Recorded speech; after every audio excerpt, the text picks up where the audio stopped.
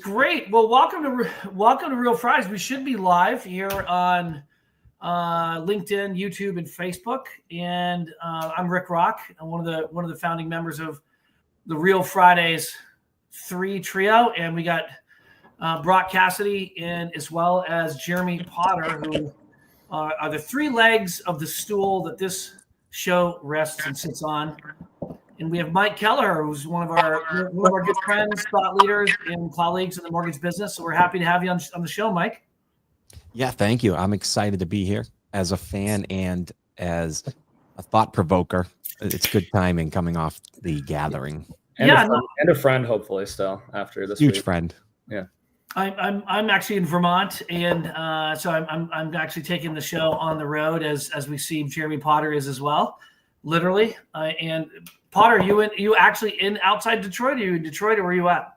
I just crossed 8 Mile. I'm on 12 miles, so 4 miles outside of Detroit.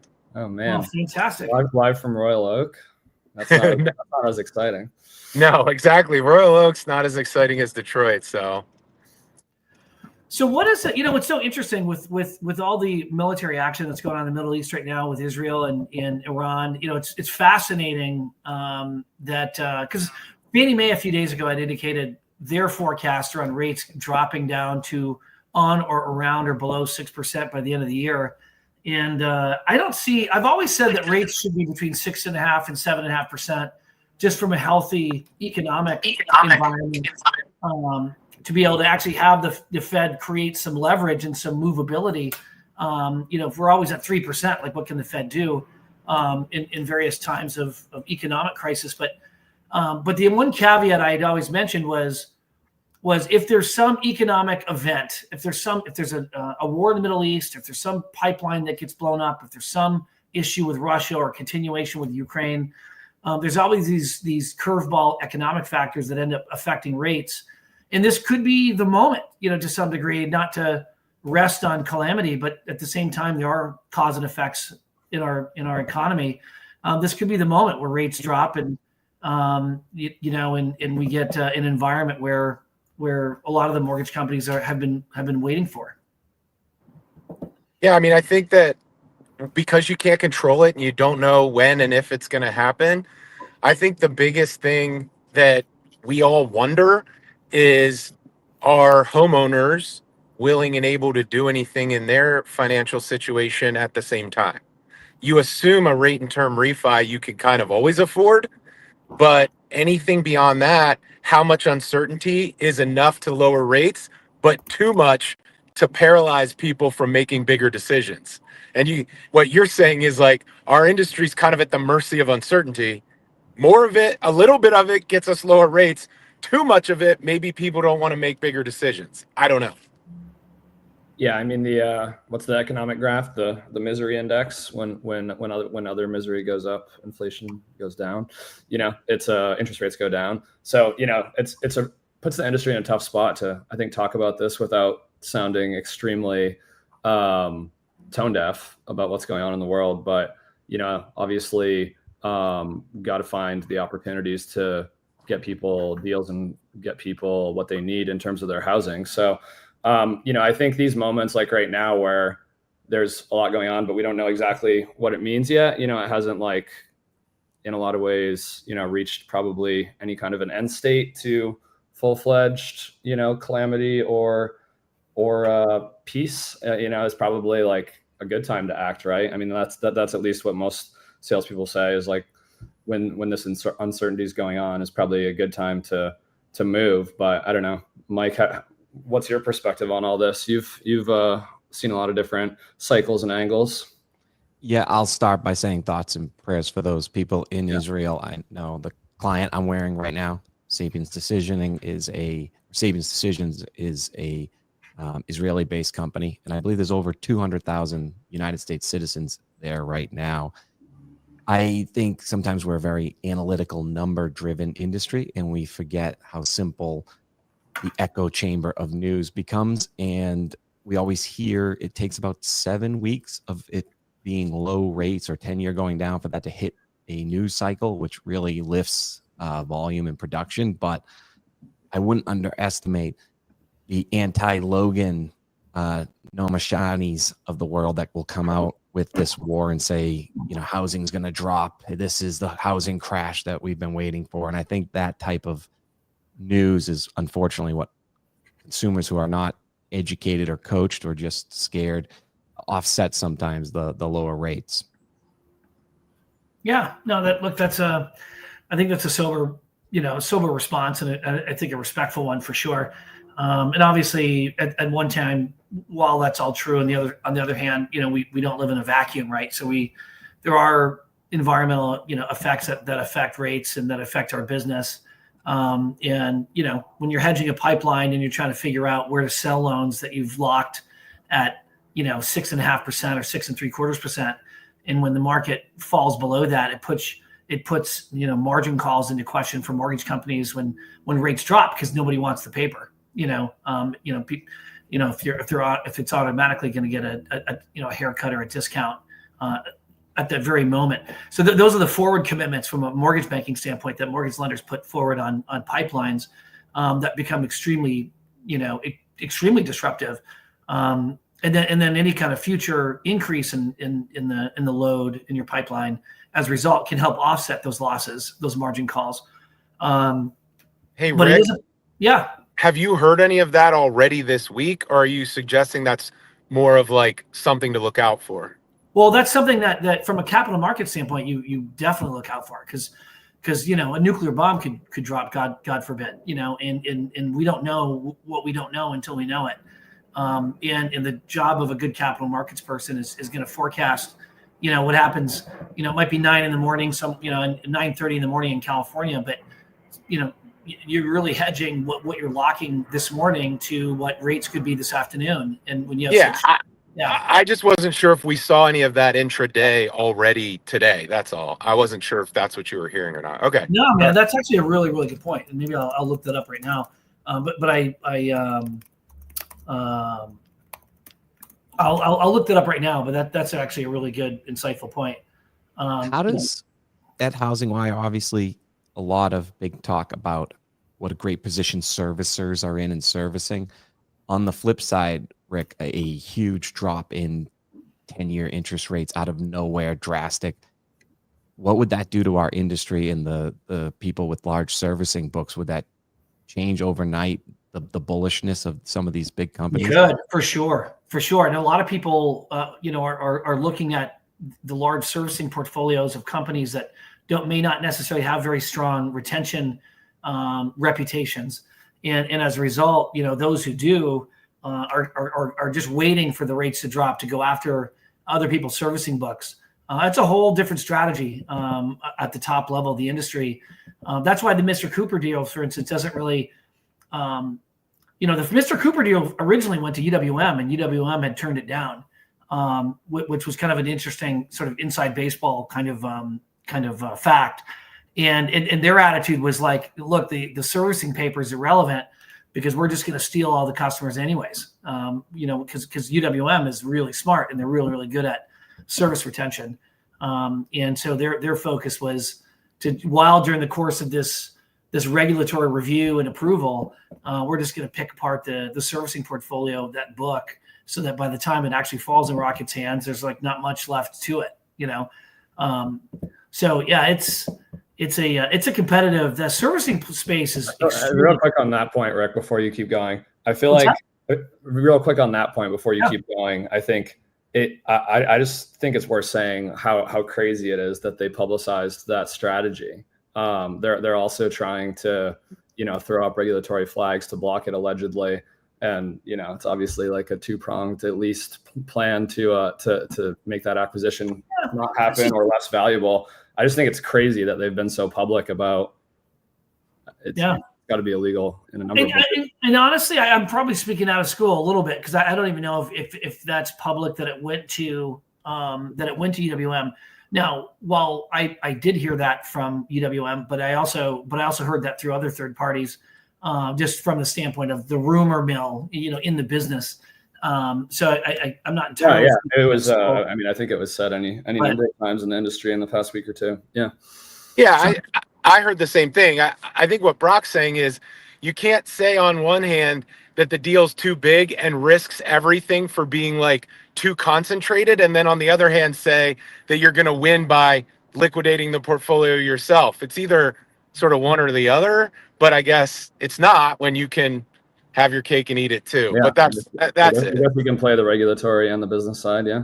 Yeah. Why not? As long as no one stops you. You know, I think it's like anything in mortgage. You know, you if a large production team leaves a mortgage company, you know, one of the first defensive reactions that a lot of mortgage companies do is suing everybody in that group, right? Even if there's not a leg to stand on, you just sue them. You just put a complaint together, send a cease and desist. You know, you make these horrific, you know, claims of torturous interference and conspiracy and all these legal allegations that are extremely difficult to prove but easy to allege. And but it freezes everything, and people get scared and they don't want to move. And all of a sudden, it creates a necessary time delay for the company who's losing a group to try to regroup and to kind of pull whoever back.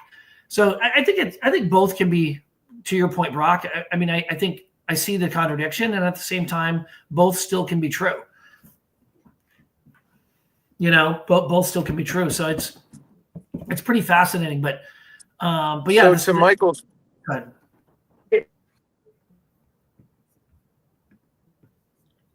Did we lose Jeremy? Wouldn't be Real Fridays without at least one of you in the car freezing up. Is he freezing up? I think, yeah. He's freezing a little bit up. I think so. Interesting. Yeah, the 10-year Treasury, by the way, hasn't really done anything. But I think he was going to harken back to Mike's original point of what does it mean for servicers in general. Back. Yeah. He's moving. If anything, 10-year Treasury's gone up, which is kind of ironic. Sorry about that. I'm back You want now. to close out? That was annoying. Sorry, Michael. Do you want to close out your point? Yeah, Was close out your simply- point, brother. How big are the massive servicers in the last few years of preparing for this exact moment? We're being told, especially as recently as last year, that they're very prepared and that they're a major threat when it comes to refi. So the top 5 portfolio non-bank servicers, right, of which Cooper and Rocket was one, is now one. So really the question is how ready. I tend to think they're very ready and that those portfolios will be a threat, but how ready and how quickly they act, I think will tell us how far along the industry is in modernizing and automation. Well, it'll be. That's a really powerful point. I mean, I think that it's a complex point. Say that again. It's gonna be. Let me use actual brand names. Yeah. Mr. Cooper, PennyMac, Rocket, UWM, Freedom, Lakeview, Bayview. If they have been preparing for this exact moment to recapture that 82, 85, 88, 92% recapture that we read about in the public statements, then that will dramatically change the MSR you sold, thinking you're going to call that person back, use your relationship and get that deal, and you find out they're already locked with their servicer. I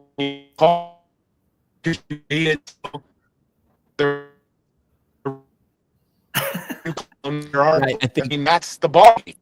Dude, we got you, man. That public infrastructure in Detroit needs a lot of work. But yeah, we got you. You'd think being so close to Detroit. More Verizon towers in Ann Arbor or whatever he's getting close to now. No, he's like he's in Detroit, right? I mean, he was at like 8 or 9 miles. He's like 20, 30 miles out of Detroit now, probably. But yeah, I think I'm in Rochester. Yeah, it's actually StreamYard. It's actually StreamYard, but okay. Yeah, exactly. We're all on StreamYard. So they've all been investing in all the various recapture tech, marketing, ecosystem protection measures on the purchase side, stuff like NewZip. I mean, I've seen a tremendous amount of activity in that space, being that it's close to home for us. I think refi is even more active, of course, because that's a lot easier to steal, a lot faster to steal.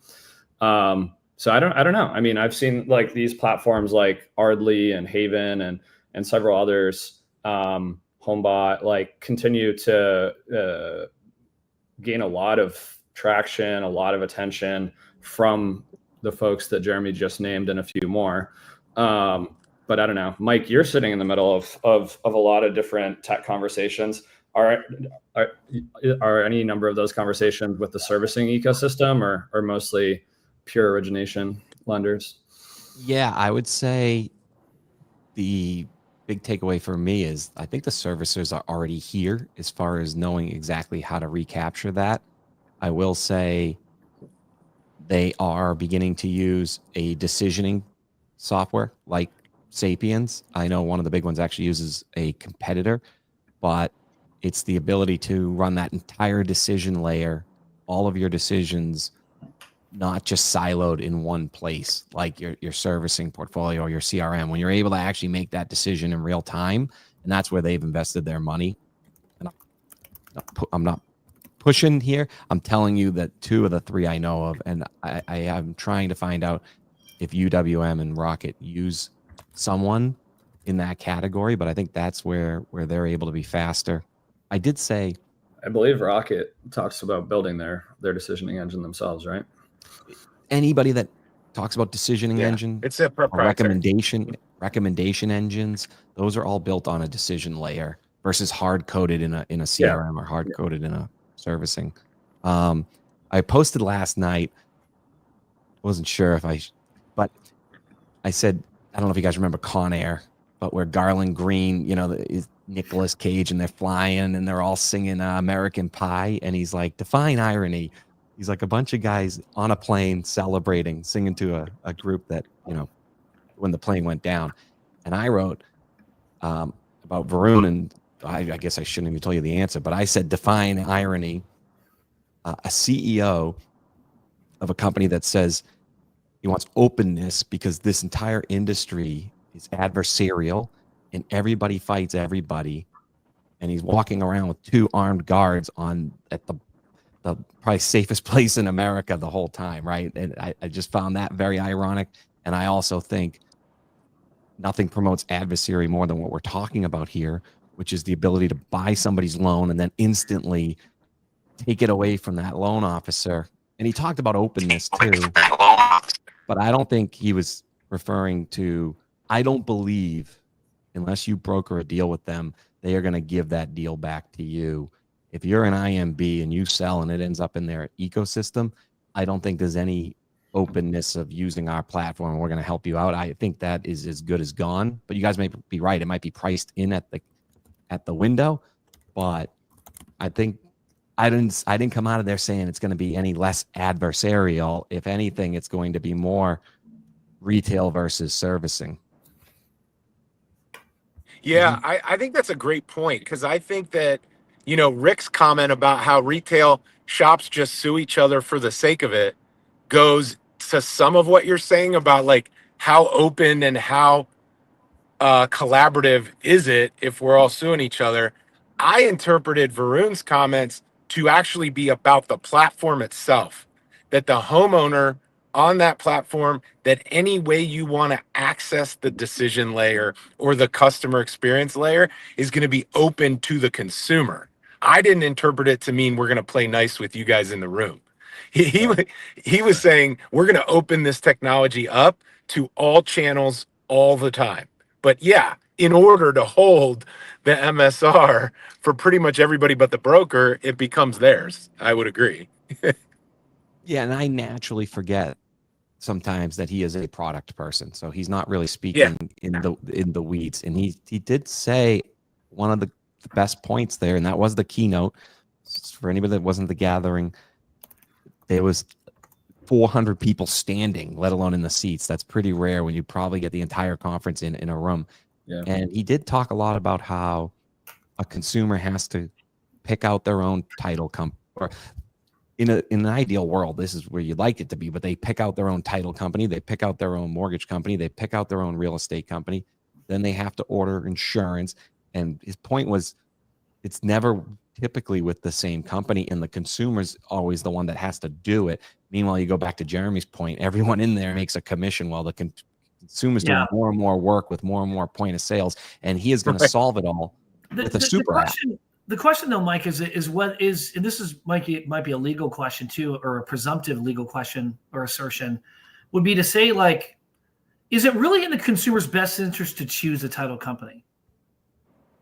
Yes, I mean, I don't necessarily know if that's true.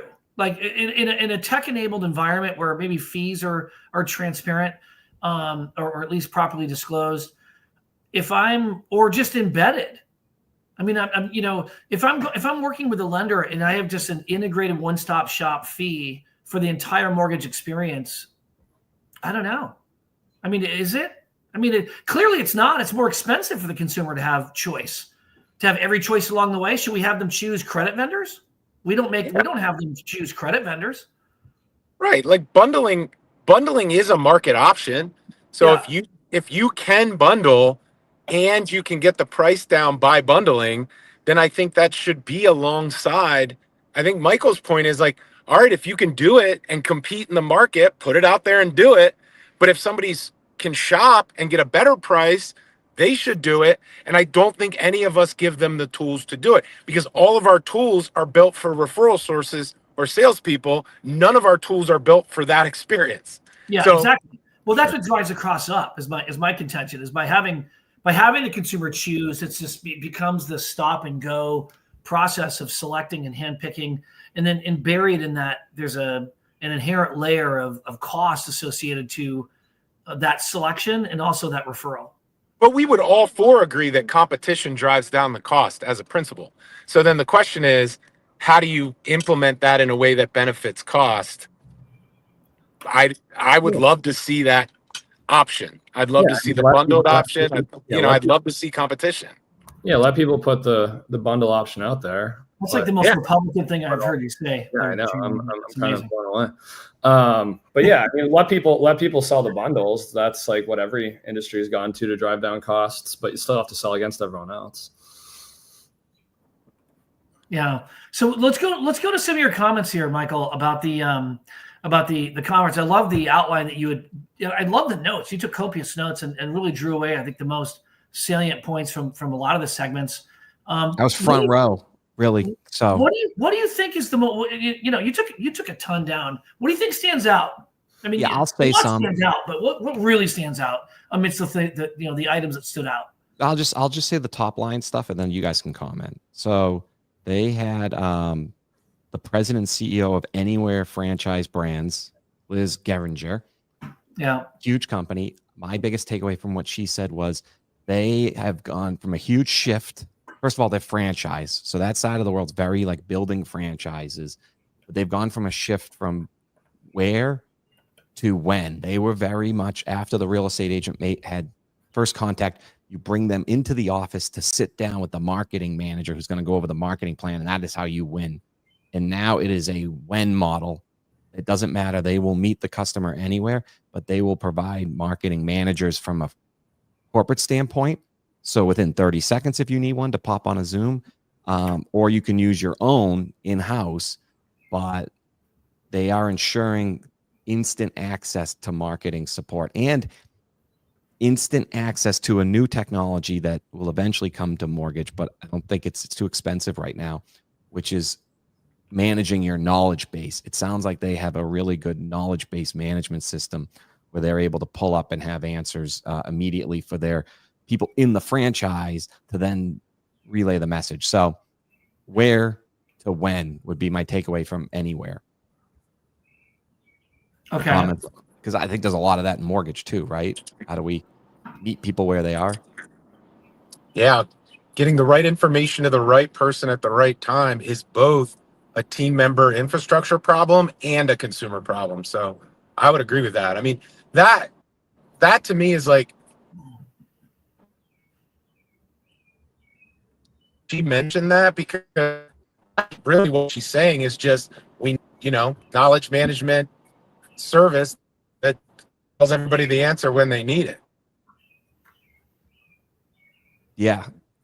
And just to keep it going fast, the CEO of Remax then went, and that's Eric Carlson. What's interesting about in real estate leadership is you can get somebody that didn't even grow up in real estate. They came from like Yum Brands, and they know how to do franchise for restaurants at huge levels.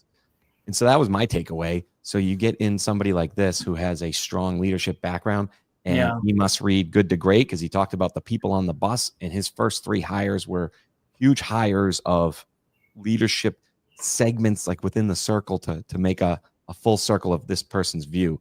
For example, the specialization in real estate. Ran into a couple people there. Remember the guy with the Goldman Sachs shirt on, everybody? But the luxury. So they bought somebody with 600,000 luxury agents who had led 600,000 over here. So to me, the RE/MAX model is some leadership expertise that attracts other people to bring in more agents to build growth globally. He talked a lot about global too. They must be the leader globally. Any comments there? You want me to keep going? Because the next one's definitely one you guys will comment on. Keep rolling. So Ardley, and I didn't even know like this is some sort of software company, but to me, oh, sorry, I didn't know it was a software beyond real estate, but to me, it was a company that struggled forever, completely real estate, and then he convinces his board, and everybody almost votes against him, but he does it anyways because his Wall Street background, to take it public and offer this idea that real estate agents can have equity in the company by buying on the IPO. And since then, he has 28,000 agents. He's completely tech first. He tracks everything because he believes in 5 to 10 years, he'll be able to build avatars of us that while we're on the beach, the video is going to talk to the person, and believes you can do that for 90% of a real estate agent's job. And here's the quote that everybody did walk away with. He stole the show with one quote. And he said, you can really automate 90% of what a real estate agent does.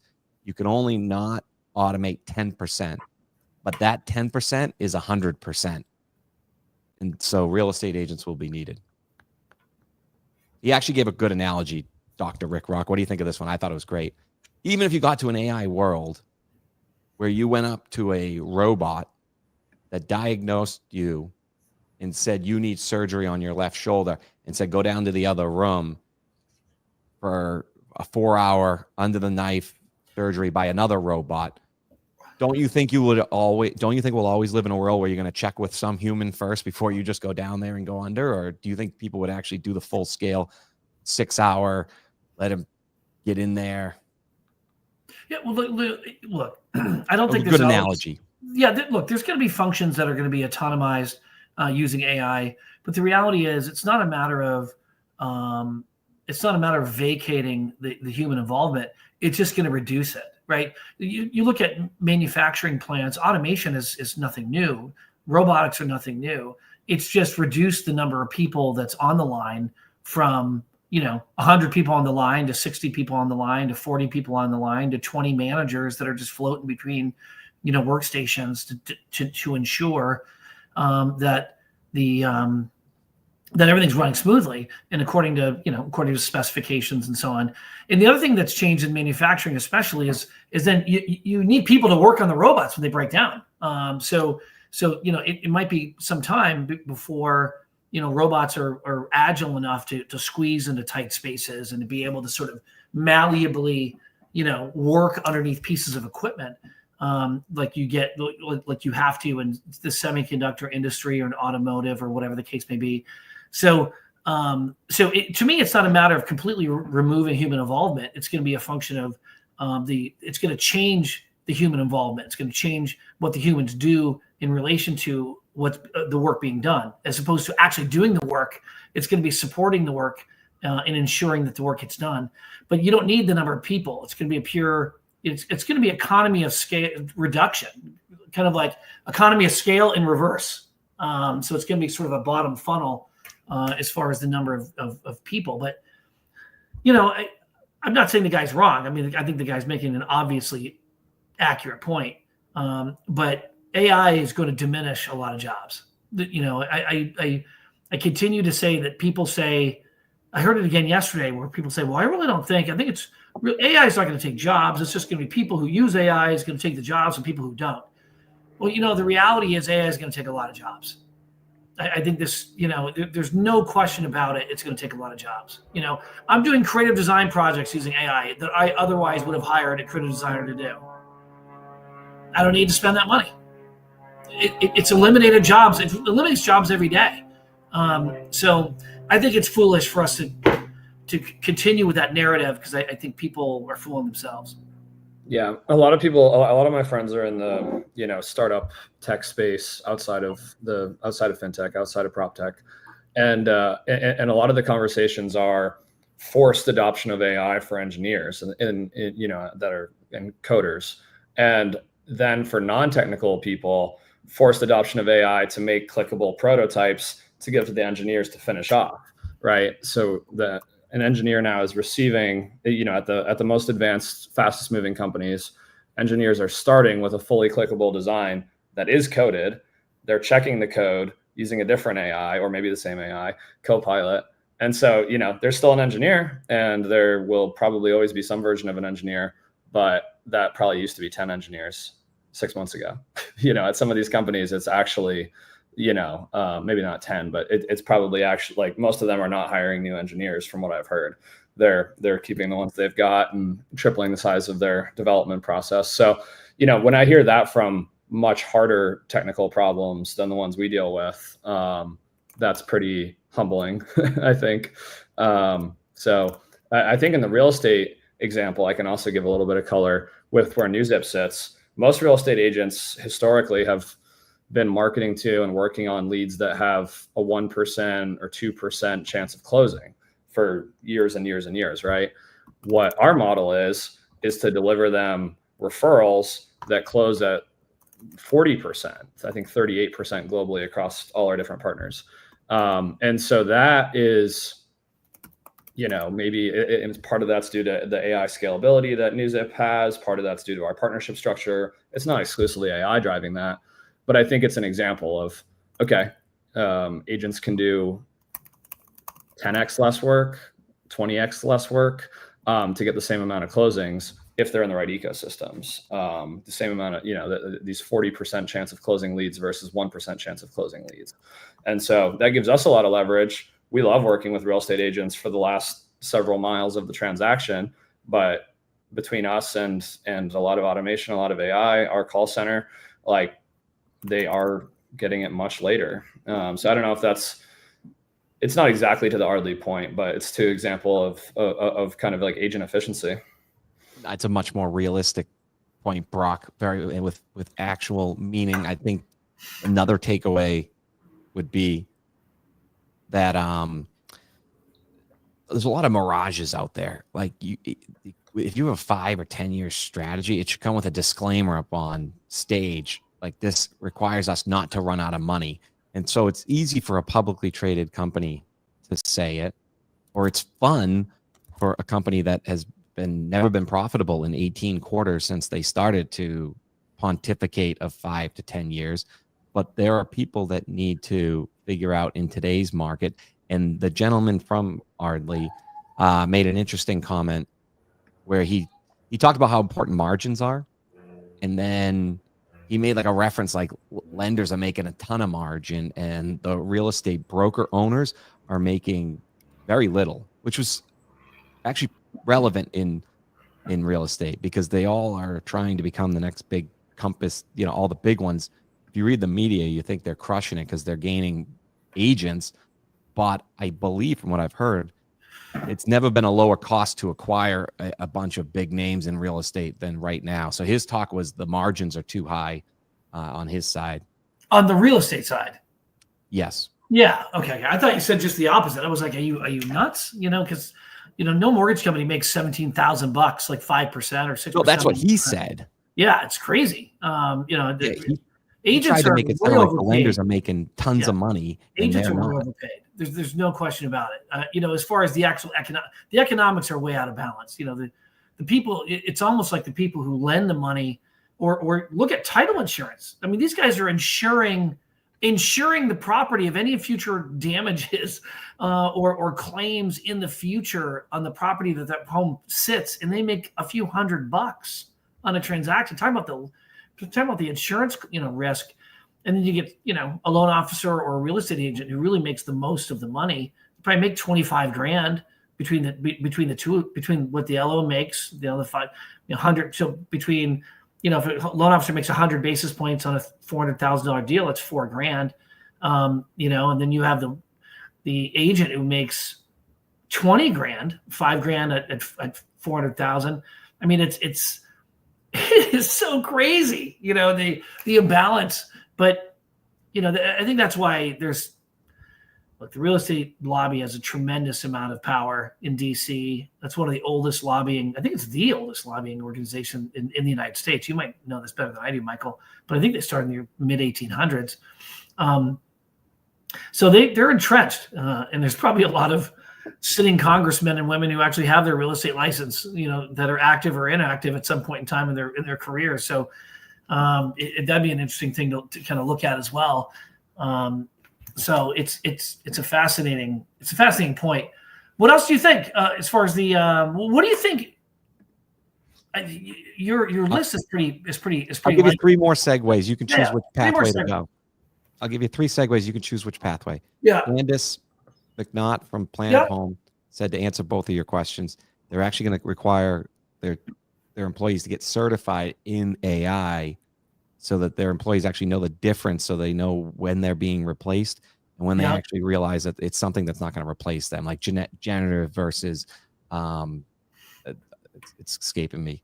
The other one would be, which you posted about, but Keith, Briette, and Woods talked about the GSEs, but they also talked about this fun word called commission impossible and the driving down of commission. They projected it to probably be 1% on the real estate side. They didn't get too much into the lender side. They said it's about 15 to 30 bips right now, but they had predicted it could be a slow roll. So, and then finally, NAR, very powerful. They went over people's heads. The CEO came on, just the people she said she was meeting with, Chuck Schumer, Jeffries, while Trump's talking to the rest of them. That cost a lot of money and a lot of power and a lot of personal, donations into a PAC. But I would say my biggest takeaway from her is she was coming out there. I heard some mumbling in the back, like, oh, she's good luck to her, because everybody's really, against NAR. And she spent the first 5 minutes going over her resume, which was astounding. It was business first. It wasn't somebody who just built a real estate company. Oh, yeah, she was impressive. Yep. And then she did like an 8 mile. She said, here's all the things NAR did wrong. Tell me what I missed.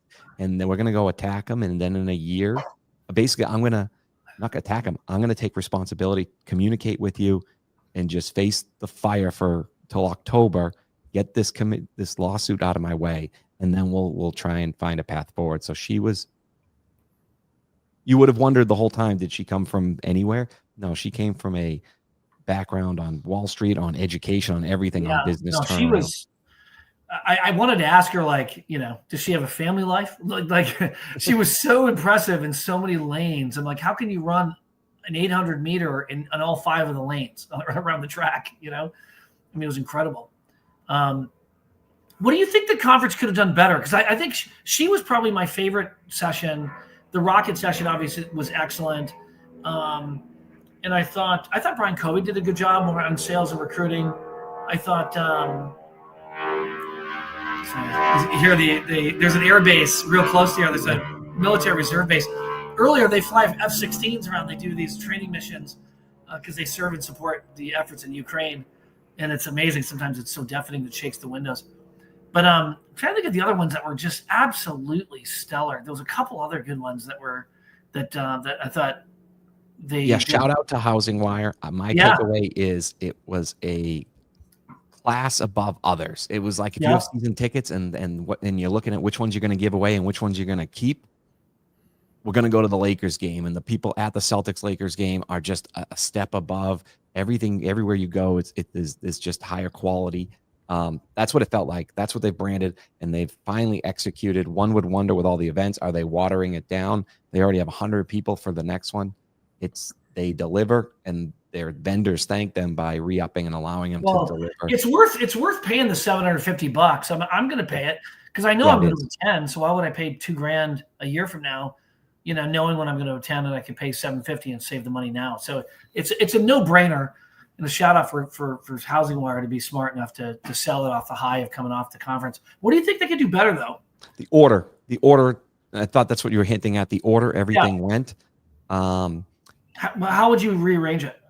I'd put the keynote right before the event, and then we all get on the bus and we head up to the event. Maybe, like it was. Oh, you mean the Wednesday night or the Tuesday night event that we did at the that beautiful, Yeah, to me somewhere there, because after that and then obviously you would maybe have the NAR person a little bit more featured, because if I had known she was, luckily I was front row for that, but yeah, that's not one I look at and say I have to go. In hindsight, if you had told me her resume and what she's doing and how she's ready to take on all the real estate agents there, through just the way she presented, I would feature her more. But I guess my takeaway was after Rocket went, they went very marketing heavy. And in this industry right now, where business at the top of the funnel is so hard, I don't think anybody believes there's a magic bullet in marketing. And so marketing becomes things that are nice to do and should be doing, but it just had a big drop off. And don't take it from me, from what I saw from the amount of people sitting in the seats in the main area. Yeah. They shifted to, let me get some, I guess maybe there's a piece behind it. Maybe people naturally shift to, okay, only a day left, I better start networking and getting some meetings. I was going to say, my purview's pretty different. I think I went to the Rocket session. I really liked Patty Arviello's session. That was another one I went to. But, I probably went to, 3 or 4 sessions, right? I didn't go to 20. But I had dozens of meetings scheduled, some in advance, some real time, some of our biggest current partners, some of our biggest potential partners in our pipeline. So we NewZip, myself and Audie, who was out there as well, who you guys met, our CEO, had a very different view on this. It's got a lot of the biggest lenders, all of the biggest real estate people in one place. We get that once a year. We're going to set up a ton of meetings. And so that's, we love the receptions and stuff, but I can't tell you about too many sessions because we were in meetings. And I don't think that's should the conference design for pockets of both, or should they do what they do and just allow for both? I don't know. It feels like I wish I don't know how to do it yet, but I didn't even feel like I have an in to get even more conversations with real estate, like the real estate side next year. For some reason, I don't know, and I don't have that answer, but that would be another critique. Like, how can you, outside of speed dating, how can you help us slowly integrate better? Yeah. Well, like the fintech meetup model, I think we talked about this, Mike, didn't we? Yeah. Like if anyone's ever, the listeners, or I don't know if you probably haven't, Rick, but fintech meetup is like a fintech startup conference, investors, fintech, some banks, and you pay, probably more than Housing Wire's ticket, but they arrange X number of meetings for you. You say, I want to meet with banks. I'm a startup in the insurtech space, and they'll arrange 10 meetings with banks for you.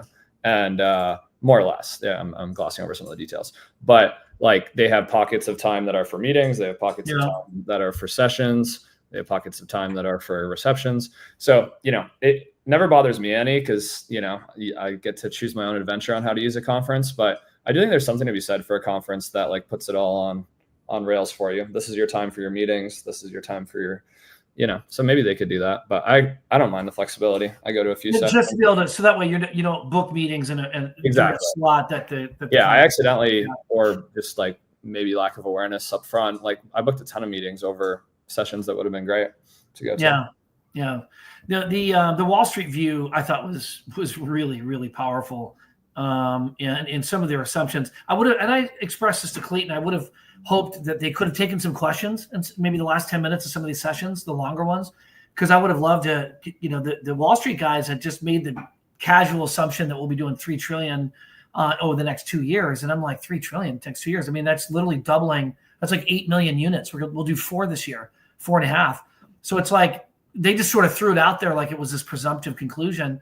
And I'm thinking, holy shit, 8 million units is a phenomenal. That's phenomenal news for mortgage companies to say that if you can actually, because they might say, well, we have strong data to suggest that rates will be in the mid fives, or they're tracking maybe permit data on new housing inventory, or this is how price of homes are going to become more accessible to those who are being left behind by homeownership. I mean, there was certain assumptions behind that I thought were pretty fascinating.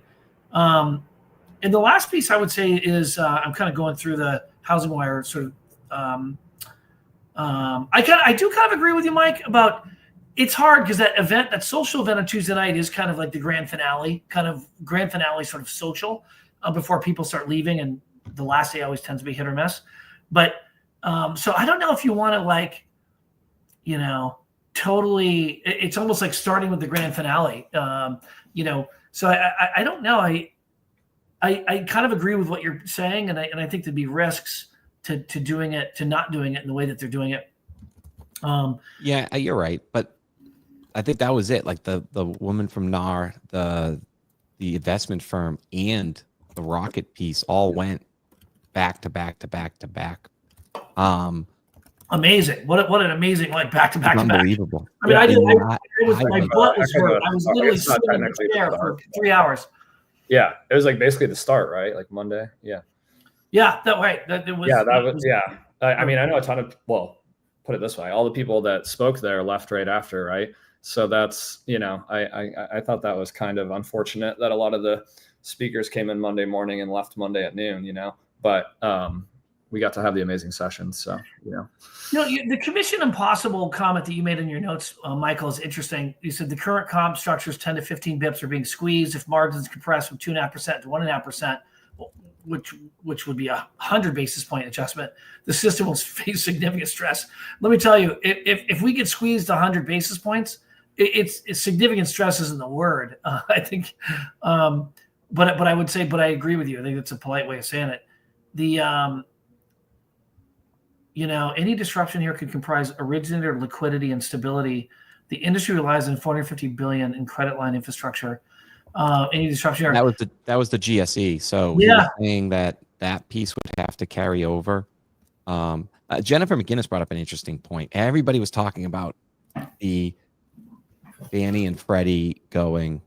I guess there was a lot of big names, right? But Fannie and Freddie going public. Yeah, she said technically, since they were a public company and they have not got bankrupt. It's actually technically, she doesn't know why everybody's saying it goes IPO. It would be a cap table restructure. They've never been delisted, or maybe they are delisted, but they've never. That's interesting. They've never been bankrupt, and so there's no written rule on what happens to the old cap table. And I guess there's one family in there that has a significant amount that would be a thorn in this whole thing's side. Some big REIT or some big, in addition to the government, would have to change. That's what they said too. Would have to change the common shares, right? Like 380 billion rather than first lien shares, which they have today. So the government would actually take a big hit, where everybody thinks the government's going to take a big windfall from this. Yeah, I don't know how the government. I don't know enough about the subject to say, but it strikes me that I'm not sure how the government could make more money as a result of them going public. Is that just a function of it, notwithstanding your comment about, are they still kind of a quasi-public company? I mean, they were never delisted, like, to your point. So let's just assume they have to refile for an IPO, prequel, right? And so I'm assuming that the federal government would own X amount of shares, the Treasury would own X amount of shares in the company. I don't even know how that would work. I think the initial feeling was they have enough shares in it to cash them in for about $380 billion or a similar number, right around there. The investment firm said in order for that deal to go through, the new investors, the new privately company would not want to write that check, would not want to give them first lien shares. What are those called? Preferred. And the big thing is, so now the government thought, or the the current administration would, instead of having 380 billion to work with, it would get converted to common shares, which the government would still have, but the current administration would never be able to cash in because they'd be vesting right 10 years out. And so that is the big difference. I don't even think they would get much tail. It's just this administration is going to do the work. They are no longer probably going to be able to find a deal where they get claim that 380 billion towards a spend that they would like. Fascinating. Yeah, I don't know how that would work, but I do believe that if the market or the industry, was very successful for many years prior to them going into conservatorship, and I actually don't think really them being out of conservatorship was the issue, right? So I think clearly now that we're past the 08 housing crisis, returning them back to what they were is kind of the appropriate plan and the appropriate and prudent thing to do. But it will be interesting to see what the next generation is. I've often said that the reason what's held non-QM into this, because Dodd-Frank kind of, between the qualified mortgage rule, it kind of categorized mortgages in a way where it kind of put non-QM, like this separate kind of products that they didn't like in this penalty box.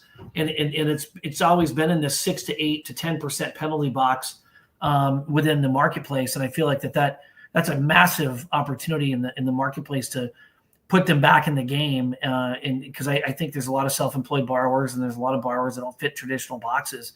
And by moving Fannie and Freddie back out of conservatorship, it could potentially make room for 2 or 3 other GSEs to focus on whatever it is, that don't fit those traditional guidelines, I think it'll be healthy for the industry. Like, we've gotten too much into video game mode where we're trying to get an approved eligible, and that makes it easier to get disrupted. It would be good, I think, for all the great leaders. I have 2 more real quick. Yeah. One is, and I was just looking in the app, I can't find him. So when one, like Kristen Mesterly got to go up and talk about her ambassadorship, which I'm now an ambassador, for her great program. But another gentleman got up, well dressed, and he was talking about how consumers show an irrational willingness to pay more for convenience. And then he said, "Does anybody ever got the $40 burrito from DoorDash?" Yeah, my kid gets it every night practically. And then he talked about the next phase, or the iBuyer phase, and what happened during that. Yeah. And he basically said, even though that did not succeed, the next phase in Mortgage 2.0 is going to spawn out of the iBuyer. And he said, we don't know what the answer is, but it will come from people inside this room.